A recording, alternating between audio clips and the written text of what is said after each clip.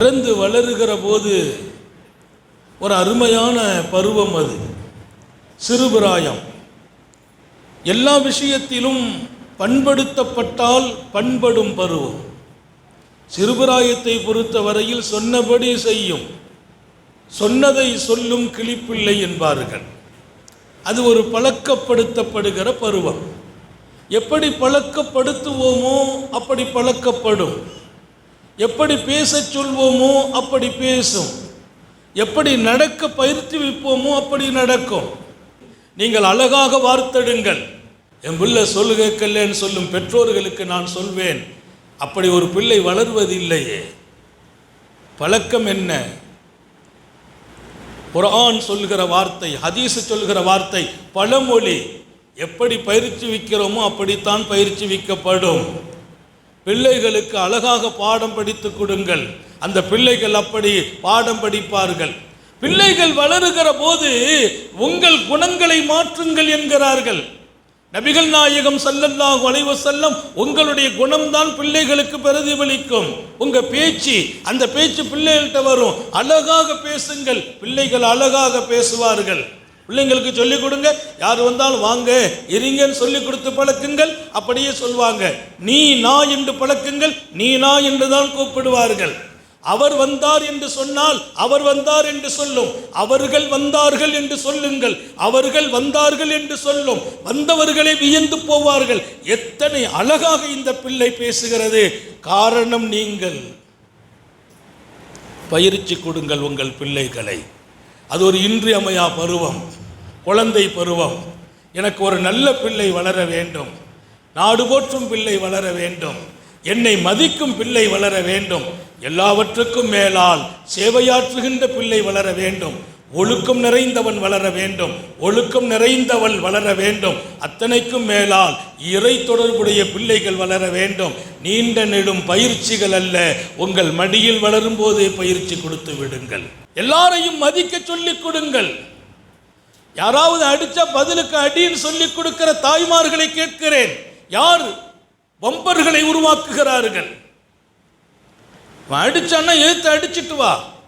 2-3 வயசு பையன் வீட்டில் அழுது வந்து நிற்கிறான். தாய் கேட்கிறா, ஏத்து விட்டு பையன் அடிச்சிட்டான், உனக்கு அடிக்க கையில்லை, நீ ஒன்று அடிச்சா 2 அடி. அது ஒரு நல்ல தாய் அல்ல. தீயவனை உருவாக்குகிறாள் அவள்.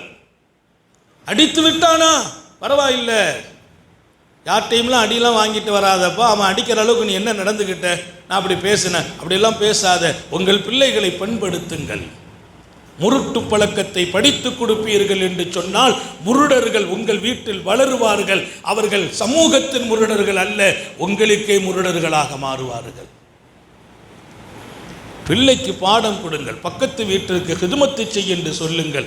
அடுத்த வீட்டு வேலைகளை கேளச் சொல்லுங்கள். பெரியவர்கள் வந்தால் மதித்து நடக்க சொல்லுங்கள். வீட்டிற்கு தாய்க்கும் தந்தைக்கும் உள்ள கண்ணியம் குறித்து பேசுங்கள். இது ஒரு அருமையான பருவம். அல்லாஹ் பாராட்டுகின்ற ஒரு காலம் இது. கண்மணி ரசூல் ஸல்லல்லாஹு அலைஹி வஸல்லம் குழந்தைகள் மீது அன்பு காட்டுங்கள் என்கிறார்கள். அன்பு காட்டும் தந்தை தான் சிறந்தவர். அன்பு மட்டும் காட்டும் தந்தை சிறந்தவர் அல்ல. ஒரு காலத்தில் பிள்ளை வளருகிற போது அவன் தவறு செய்யாமல் கண்டிக்கும் தந்தையாகவும் அவர் இருக்க வேண்டும். அன்பு மட்டும் காட்டும் தந்தை அல்ல, கண்டிப்பும் உள்ள தந்தையாக இருக்க வேண்டும். ஆனால் அன்பை இழந்து விடாதீர்கள் பிள்ளைகளிடத்தில்.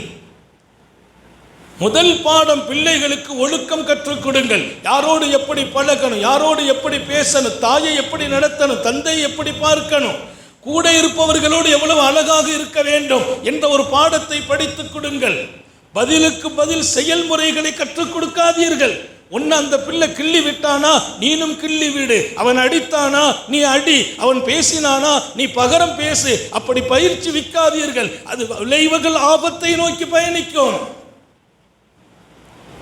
பிள்ளைகள் விஷயத்தில் முதலில் ஒழுக்கம், இரண்டாவது கல்வி சார்ந்து வளருங்கள். எல்லா விஷயத்திலும் கல்வியை தாருங்கள். எந்த ஒன்றிலும் பிள்ளைகளுக்கு கல்வி பாடம் கொடுங்கள். இப்படி இருக்கணும்பா, இப்படி இருந்தால் இப்படி இருக்கும், இந்த சாப்பாடு ஏன்னா இது அழகான பொருள்பா, இது இப்படி தயாராகுது. பெருமானார் ஸல்லல்லாஹு அலைஹி வஸல்லம் அவர்கள் வாழ்ந்த வாழ்க்கையும் கற்றுக் கொடுத்த வழிமுறைகளிலும் நமது பிள்ளைகளுக்கு நாம் கொடுக்கிற அழகான வாழ்க்கை இது. முதலிலே ஒழுக்கம் சார்ந்து வளருங்கள். ஒழுக்கம் கொடுத்து பண்படுத்தினால் பண்படும் பூமி பிள்ளைகள். பண்படுத்தினால் பண்படும் பூமி பிள்ளைகள். அழகாக பண்படுத்துங்கள், ஒழுக்கம் கொடுங்கள், அதற்கடுத்து கல்வி கொடுங்கள், சிறந்த கல்வி கொடுங்கள். யாரோடு எப்படி நடக்கணும், அந்த கல்வி பெரிய கல்வி. அல்லாஹ்வை சொல்லுங்கள், ரசூலை சொல்லுங்கள், ஷரியத்தை சொல்லுங்கள். பாசம் நிறைந்த தாயாக வாழுங்கள், வேண்டாம் என்று சொல்லவில்லை. உங்கள் மீது பாசம் காட்டும் பிள்ளைகளை உருவாக்குங்கள். பிள்ளைகள் மீது அன்பு காட்டும் தந்தையாக வாழுங்கள், தவறு இல்லை. உங்கள் மீது அன்பு காட்ட கற்றுக் கொடுங்கள், அந்த கல்வி முக்கியம். இன்னைக்கெல்லாம் பெற்றோர்கள் பிள்ளையின் மீது உயிரையே வைத்திருக்கிறார்கள். பையனுக்கு ஒன்றுனா தாங்க மாட்டாள் தாய், பிள்ளைக்கு ஒன்றுனா துடித்து போகிறார் தந்தை. ஆனால் உனக்கு ஒன்றென்றால் அவன் கண்டுகொள்ளவில்லை. ஏன்?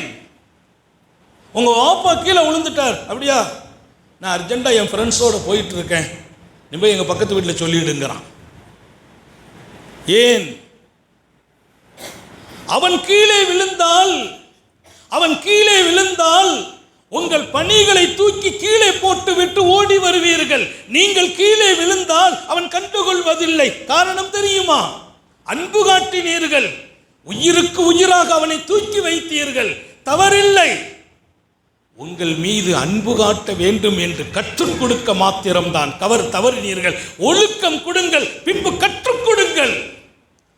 ஒரு தகப்பன் யார்? தகப்பனின் மரியாதை என்ன? தாய் சொல்ல வேண்டும், தந்தை சொல்ல வேண்டும். உன் தாயின் அருமை தெரியுமா என்று கற்றுக் கொடுங்கள் பிள்ளைகளுக்கு. இப்போ உட்கார்ந்து அழுது என்ன லாபம்? கரைந்து என்ன லாபம்? துடித்து என்ன லாபம்? பதறி என்ன லாபம்? உங்க வீட்டுக்கு மட்டுமா தப்பாக வளர்கிறான்? ஊருக்கும் தப்பாக வளர்கிறான், நாட்டுக்கும் தப்பாக வளர்கிறான். எல்லாமே டோட்டலா அவன் பிள்ளை பருவத்தில் பண்படுத்தப்படாமல் போனதால், பண்படுத்தப்பட வேண்டிய பூமி பண்படுத்தினால் பண்படும் பூமி பாழாக்கி விட்டோமே என்றுதான் வருத்தப்படுகிறோம். தாய்மார்களுக்கு நான் சொல்கிறேன், உங்கள் பிள்ளைகள் அழகாக வளர்வார்களேயானால் முதலில் ஒழுக்கம் கொடுங்கள், இரண்டாவது கல்வி கொடுங்கள். இதுதான் அழகிய கல்வி. அல்லாஹ் பேசுவான், அல்லாஹ் கேட்பான். சண்டை போடக்கூடாது, யாரையும் அடிக்கக்கூடாது, யாருடைய சொல்லை மீறக்கூடாது, தாய்க்கு மரியாதை கொடுக்கணும். அத்தா வந்தா எழுந்திருச்சு நில்லு, அத்தாவுக்கு முன்னால் எதிர்த்து பேசக்கூடாது. அத்தாவின் கண்ணியம் மிக பெரியது. உன் சொர்க்கத்தின் மத்திவாசல் உன் தந்தை. பெருமானார் சொன்ன வார்த்தை, உன் சொர்க்கத்தில் மத்திவாசல் உன் தந்தை. வீணாக்க போகிறாயா, பாதுகாக்க போகிறாயா? அவர் சொல்லுக்கு முன்னால் நீ பணிவதுதான் உன் சொர்க்க கதவை திறக்கும். இன்னைக்கு தாப்பனாரை தூக்கி வீசும் பிள்ளைகள் பந்தாடுகிறார்கள். தாயை பந்தாடுகிறான். என்ன பந்தாடுறான்? எங்க வீட்டில் 1 மாசம் இருந்துட்டாங்க, அந்த வீட்டில் போய் 1 மாசம் இருக்கணும். அவன் தம்பி இருக்கிறான் கூத்தாநல்லூரில், ஊரில் 1 மாதம் இருக்கட்டும். கோயம்புத்தூரில் இன்னொரு அண்ணன் இருக்கான், அங்கே 1 மாதம். அந்த அம்மா அழுகுது, முடியலடா, வயசாகிட்டுதா, தூக்கிட்டு போகாதீப்பா, இங்கே வச்சுக்கா, 1 மாதம்தான் உனக்கு சோறு போட முடியும். எப்படி மாறினார்கள்? பண்படுத்தப்படும் சின்னம் சிறிய பிராயத்தில் உங்கள் மீது அன்பு காட்டும் வாழ்க்கையை கொடுங்கள்.